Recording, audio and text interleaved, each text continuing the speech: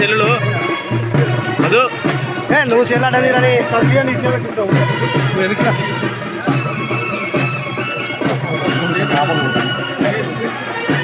అది కొంచెం పైకి ఎత్తండి రిబ్బన్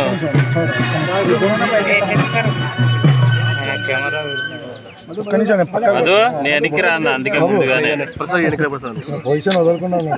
ముందు పెట్టుకో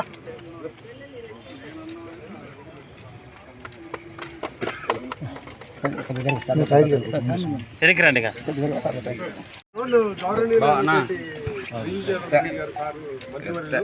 $5.5 lakh డొనేట్ చేస్తే స్పెషల్గా కాన్ఫిగరేషన్ చేసి తీసుకోవడం అయింది. నెక్స్ట్ 2 months నుంచి దీనికోసం వెయిట్ చేస్తున్నాం. సారు వీతలతో డ్రోన్ తీసుకోవడం ఎనికి రాని మీరే డబ్బాలో పెట్టేస్తున్నారు.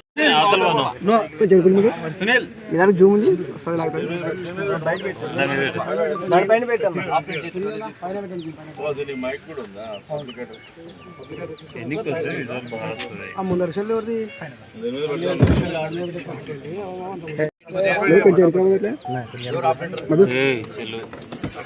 చూసుకున్నావా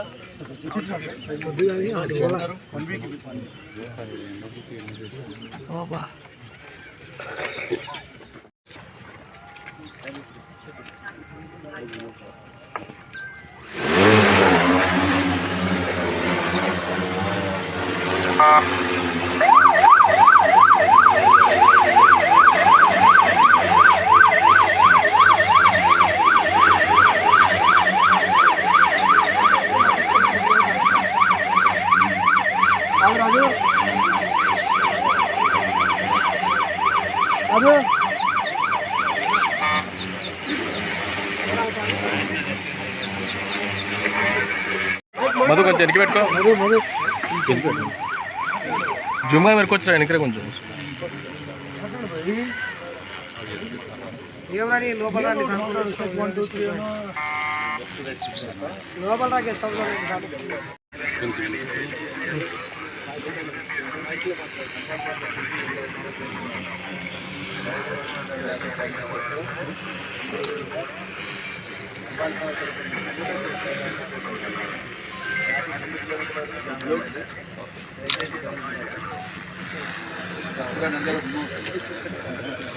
మధు మధు ఓ మధు నీ లెన్స్ పడుతుంది కొంచెం వెనకొస్తే ఫోటో పడుతుంది ఆటో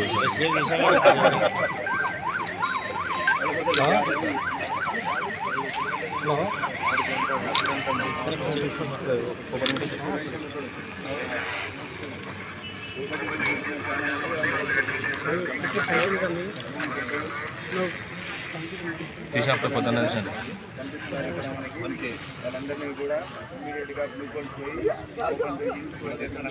మీ నంబర్ డేస్ గారు మాత్రం ఇక్కడ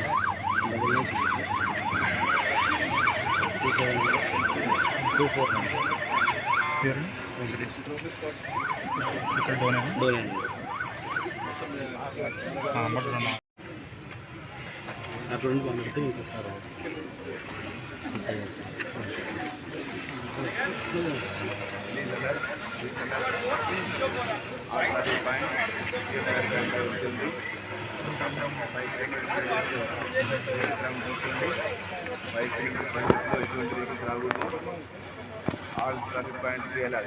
All traffic points be alert.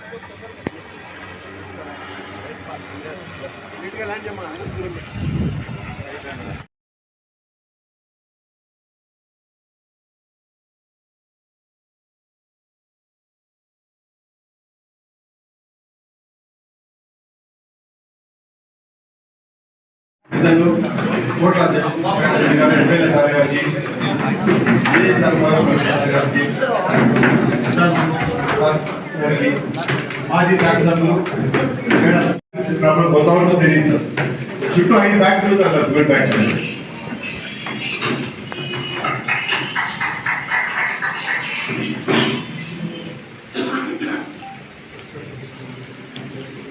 దాని కొత్త vehicle sir, 2 wheeler traffic ready చేయించి విత్ సైరన్ మైక్ అనౌన్స్మెంట్ అని ఉంటాయి సార్. అందులో ఫస్ట్ ఎయిడ్ బాక్స్ ఇది ఓపెన్ చేయడం జరిగింది.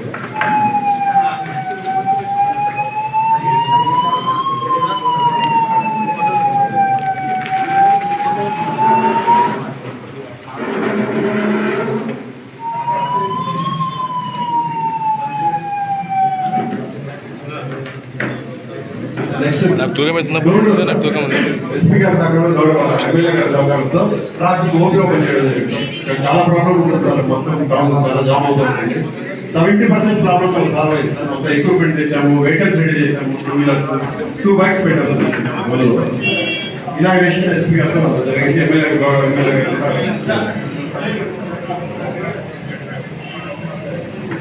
ఇప్పుడు సక్సెస్ఫుల్ గా నడుస్తుంది సార్.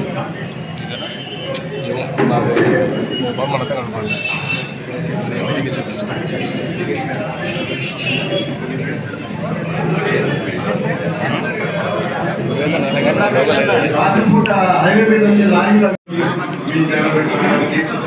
పెద్దలు వేదిక మీద ఉన్నటువంటి గారికి, డిఏజీ గారికి,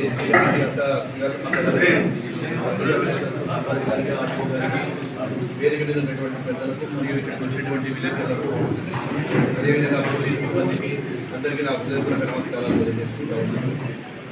ముఖ్యంగా ఈరోజు డోన్ సబ్ డివిజన్ కార్యాలయంలో పోలీస్ సిబ్బంది, పోలీస్ అధికారులందరూ కూడా సిఎస్ఆర్ మీద ఒక నూతన భవనాన్ని ప్రారంభం చేయడం చాలా సంతోషకరంగా ఉంది.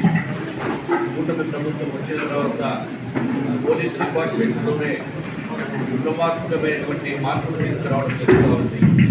ఇప్పుడే ఇక్కడ జరిగినటువంటి ఏదైతే నేరాలు జరిగినప్పుడు, లేకుంటే పెద్ద పెద్ద మీటింగ్లు జరిగినప్పుడు కానీ, అదేవిధంగా ట్రాఫిక్ సమస్యల పర్యవేక్షణలో కానీ, వాటిలో భాగంగా కూడా ఈ యొక్క డ్రోన్స్ తీసుకొని వచ్చి డ్రోన్స్ ద్వారా ఎక్కడైతే ఈ యొక్క ట్రాఫిక్ని నియంత్రణతో పాటు అనేకమైన సమస్యలు ఉండేటువంటి చిన్న చిన్న సందులు కానీ, నేరస్తులను పట్టుకోవడంలో కానీ వాటి అద్దెకి కూడా ఉపయోగపడతాయని చెప్పి ఈరోజు కూటమి ప్రభుత్వం కూడా రోడ్ డిపార్ట్మెంట్, దానికి సంబంధించినది కూడా నాకు సంబంధించిన రోడ్ డిపార్ట్మెంట్, వాటి ద్వారా ఇక్కడ సిఎస్ఆర్ ద్వారా ప్రభుత్వం తరఫున చాలామంది కూడా దాతలు ముందుకు వస్తున్నారు. వాటిలో భాగంగానే నేను కూడా 500 లక్షల రూపాయలు వెచ్చించి ఈరోజు ప్రోత్సహించి ఈరోజు డిఏజీ గారి ఏది ఏమైనప్పటికీ గత ప్రభుత్వంలో కక్ష సాధింపు చర్యలకే అలవాటు పడినటువంటి ఆ ప్రభుత్వంలో ఈరోజు నిష్పక్షపాతంగా మా యొక్క డిపార్ట్మెంట్ పని చేస్తుందని చెప్పి గర్వంగా చెప్పగలుగుతున్నాం. ఎందుకంటే తప్పులు చేసిన వారు ఎవరికైనా శిక్ష తప్పకుండా ఉంటుంది. అది ఏ కులస్తులు, ఏ మతము, ఏ పార్టీ వారి సంబంధాలు ఉండవు. ముఖ్యంగా మా గౌరవ ముఖ్యమంత్రి గారు ప్రతిసారి మాకు క్యాబినెట్లో కానీ, అంతర్గత సమావేశాలు జరిగినప్పుడు కానీ ఎప్పుడు కూడా ప్రజలకు వ్యతిరేకంగా కానీ వారికి అన్యాయం ఎక్కడ జరగకూడదు, ప్రజల పరిపాలన కావాలి, ప్రజా పరిపాలన జరిగినప్పుడే ప్రజలు కూడా ఈరోజు మా కూటమి ప్రభుత్వానికి అత్యధిక మెజార్టీ ఇవ్వడం జరిగింది. కాబట్టి పోలీస్ వ్యవస్థలు కూడా మార్పులు తీసుకురావడం, తప్పు చేసే వారిని కఠినంగా శిక్షించడం జరుగుతూ ఉంది. అదేవిధంగా ఎక్కడ కూడా నేరస్తులకు ఒకటే చెప్తా ఉన్నాం, మీరు సత్పాలనతో కలిగి ఉండండి. వ్యాక్సినేజాన్ని నిర్వహించడం ఆల్మోస్ట్ తెలుగుదేశం పార్టీలో గతంలో మా యొక్క గౌరవ ముఖ్యమంత్రి గారు ఉన్నప్పుడు ఏ పార్టీకి వారు సంబంధించిన ఫ్యాక్షనిజంలో గురించినప్పుడు తమపర భేదాలు లేకుండా ఫ్యాక్షన్ అణచివేయడం జరిగింది. ఈరోజు ఏ నాయకుడు, ఏ ఫ్యాక్షనిస్ట్, ఏ ముఠా నాయకుడు కూడా ఈరోజు ఆ రోజు కమాండర్ జీపులలో తిరిగేవారు. అటువంటి వారు ఈరోజు ఫార్చునర్ వెహికల్లో, పెద్ద పెద్ద వెహికల్లో తిరిగి ప్రశాంతమైన జీవితాన్ని చేస్తారు. గతంలో కుటుంబాలలో ఎవరైనా ఒక ఫాదర్ కానీ ఒక నాయకుడు నుండి ఇంటి నుంచి బయటికి వెళ్తే తన భర్త వస్తాడా రాడా అనేటువంటి తరుణంలో గతంలో గౌరవ ముఖ్యమంత్రి గారు తీసుకునేటువంటి నిర్ణయాల వల్ల డిపార్ట్మెంట్ వారు కఠినంగా ప్రవర్తన చేయడం వల్ల ఆ రోజు ఫ్లాగ్స్ అన్నది కూడా నిర్మూలన చేయడం జరిగింది. మళ్ళీ వైఎస్ఆర్ పార్టీ వచ్చిన తర్వాత మళ్ళీ అరాచక శక్తులన్నీ కూడా లేచి విధ్వంసానికి కూడా కారణమై ప్రతి గ్రామాలలో కూడా రెచ్చగొట్టి ప్రజలను తప్పుగా పెట్టి ఈ రాష్ట్రాన్ని సర్వనాశనం చేశారు. మళ్ళీ ఇప్పుడు కొత్తగా కూటమి ప్రభుత్వం వచ్చింది. ఈ సంవత్సరం కాలంలోనే అనేకమైనటువంటి మార్పులు చేర్పులు తీసుకొచ్చి మళ్ళీ ప్రజలు ప్రశాంతమైన జీవితాన్ని చేయాలి, ప్రశాంతంగా బ్రతకాలి అనేటువంటి ఉద్దేశంతో ఈరోజు మళ్ళీ మా అధికారులు పనిచేస్తున్నారని చెప్పి చెప్పుకోవడానికి గర్వంగా కూడా ఫీల్ అవుతా ఉన్నాను. కాబట్టి ఏది అనేటువంటి కూడా డిపార్ట్మెంట్ అనేది పోలీసు వ్యవస్థ కట్టికి రెప్పలా మనల్ని కాపాడుతూ వారి యొక్క యోగక్షేమాలు కూడా మర్చిపోయి కూడా మన కోసం చేస్తున్నటువంటి పోలీస్ శాఖకు అభినందనలు తెలియజేస్తా ఉన్నాం. Thank you.